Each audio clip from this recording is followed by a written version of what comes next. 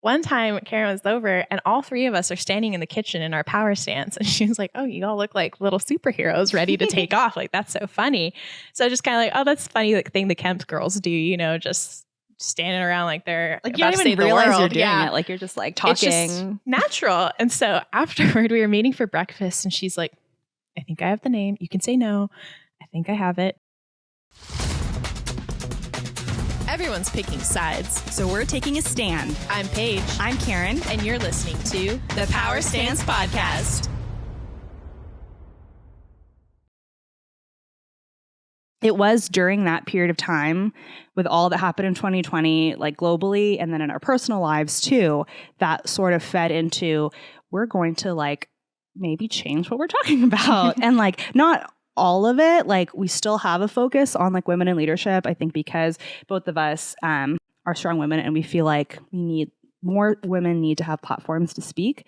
But I think a lot of it came down to, you know, what the world needs right now is just unity and like just the needs changed and like, and we really, it's not just about being relevant, but we want to make sure like what we're doing, not that it's not a waste of time, but like we were both in agreement. Like we don't just want to be adding to the noise of what was going on. Right.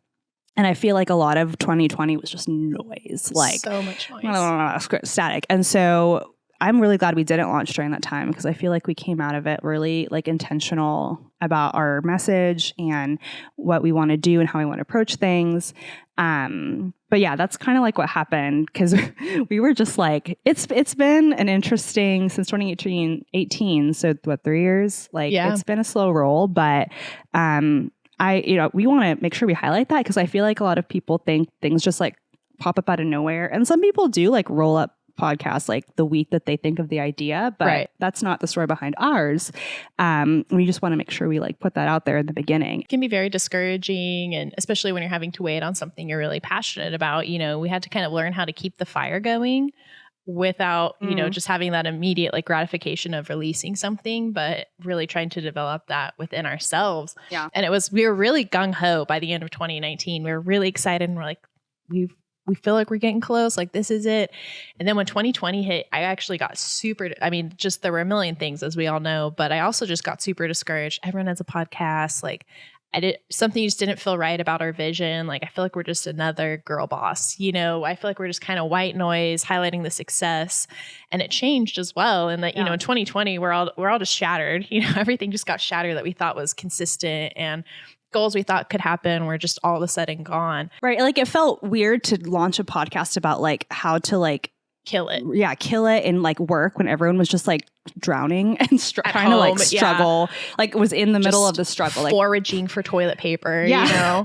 Well, yeah. 2020 was just like people's lives were like ours totally as well. Were just like flipped upside down. And so it felt like, what's the word? Not out of tune, like kind of tone deaf for what was happening. I was like, what's the word? Right. Tone deaf, like to be like, we're gonna like teach you how to be successful at work. Like it just wasn't the right timing for that. So I'm really thankful we didn't end up launching it when we did, because we would have had to pivot and been like, oh, we're gonna talk about something else now. Yeah, I felt like in 2020 I felt a little intimidated too by how many podcasts were coming out. And so I kind of just felt like this instruction, just listen to people, just listen to what's going on, just listen before you start talking. And so it's kind of what we've just been doing, was just listening and really putting our head to the ground. And our vision for it, you know, we still definitely want to highlight people in leadership, but what we also realized is we saw a lot of the beauty in the struggle as well, and the beauty in the journey. And how often, you know, we listen to these podcasts or hear these people and they're still great stories, you know, the success stories, like we love those. Those are so edifying and they give us all hope.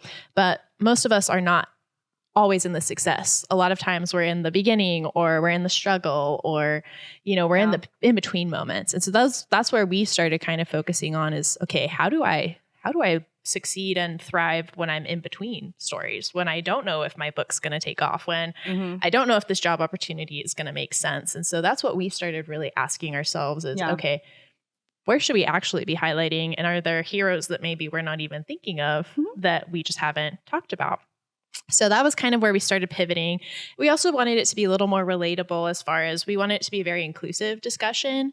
And so like we said, I mean, we're females. And so that's just what we'll also want to make sure that women are getting a chance to talk about their stories. But we've also decided to start including more of a mix. So we wanted to focus a little bit more on like, what's this person's story? So that was kind of what was developing on our side.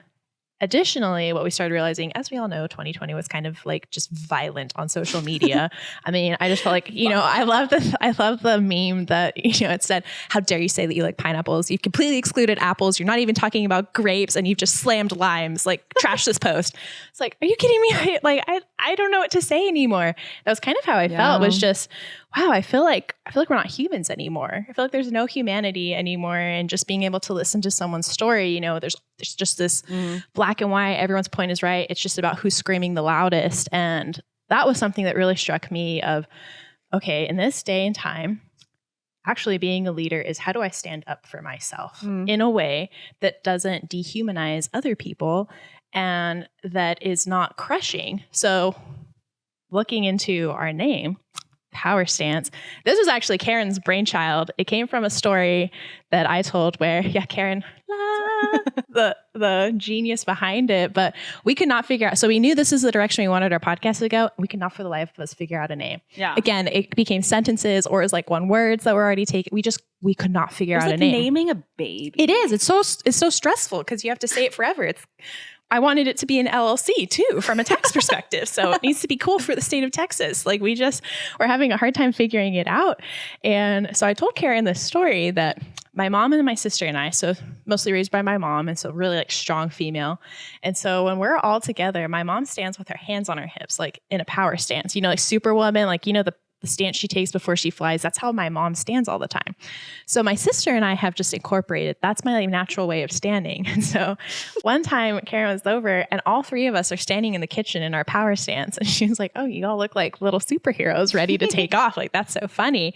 So just kind of like, oh, that's funny, like thing the Kemp girls do, just standing around like they're like about you don't to even save realize the world. You're doing it. Like you're just like talking. It's just natural. And so afterward we were meeting for breakfast and she's like, I think I have the name. You can say no. I think I have it. Power Stance. And I was like, oh, like, yes, this is it. Like, that is it. And we talked about it and we really felt like, well, the reason we like Power Stance is when you're standing, Power Stance isn't aggressive. It's not, power throat punch or anything like that. It's power standing. So it's still an authoritative position. It's, knowing yourself. It's taking up space in the world, but it's doing it in a way that doesn't inhibit other people from interacting or talking to you. And that's what we really decided we think a good leader is. And what we would like to model is how do we stand up for ourselves, know who we are, but do it in a way that doesn't thwart relationship and the ability to listen to other people who are taking stances on ground I may not agree with.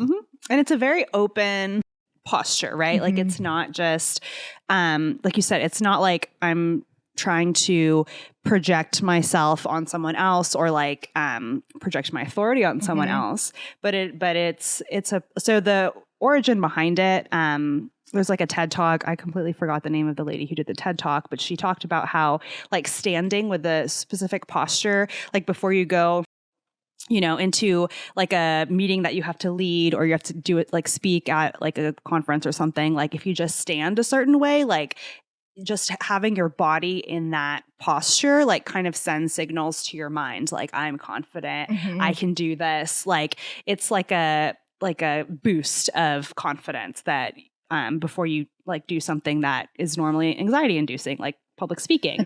And so like she had like all these statistics on how effective it is. And I think there's some debate on whether or not it's actually effective, but I just like the idea of it because it, and because again, going back to our original theme on women in leadership, where women tend to have a lot of sideline roles, and there's a whole, diversity push that we're totally on board with on having more women in leadership roles. And a lot of it is women just need the confidence boost to know that they can really do that role and not feel like they have to prove themselves or like do something extra to show that they're worthy of that position. But like, no, like you are fully capable of excelling in that role. And so I just love like the whole concept and idea, whether or not you like actually believe in the statistics on like how effective a power stance is, just like the concept of having confidence, like knowing, like Paige said, like you can take up space and know that like this is where I'm meant to be. And my story is valid. My skills and capabilities are valid. And like, you know, I have something valuable to contribute while I'm here. Like that's just the whole concept behind the power stance pose. Exactly. And that's why we were like, it's ours now. This is ours. Yeah, we're all over it. And also, won't it be just a great social media trend? We want to be seeing power stances everywhere. So be sure to tag us if you do that.